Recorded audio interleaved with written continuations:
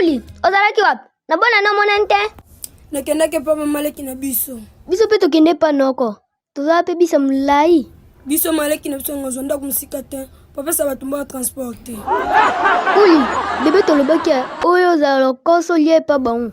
Aesa bino bongo. Yeto ali wa papa na biso nga finga kai. Chikande lokoso yi. Yukutu koloba te pa mno bokaba te. Tina na wali bolamba kala katanda. Yona fit na biso liate.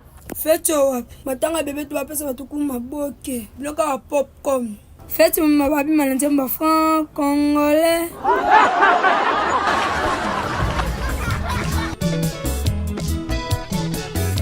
Nkoli. Ozo sala devoir.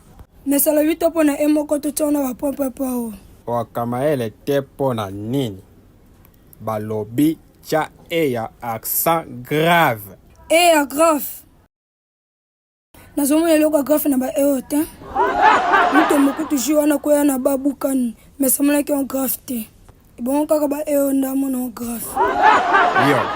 Baloka yo. Awa balobi cha kombo ya président. Mena tete. Oche kombo ya pamba. Bakisa son excellence. Son excellence za komanda mboka. Nkuli. La muka okende classe. Mais ça peut se devoir to la muka 9h. Yo na ba devoir. Bonjour Coco, Kuliaza. Mwali, osali devoir te. Devoir au wapi? Yakola muka 9h. Yokutu longwa. Mais ça kote la kayongwa chao ba po ebele. Yo kansi na ebite. Akotela nga wapi? Yondo za noma elete. So kote la yote po na pesa biso ka français grand-mère. Kaspo ebinga za na grand-mère te za ka na grand-père.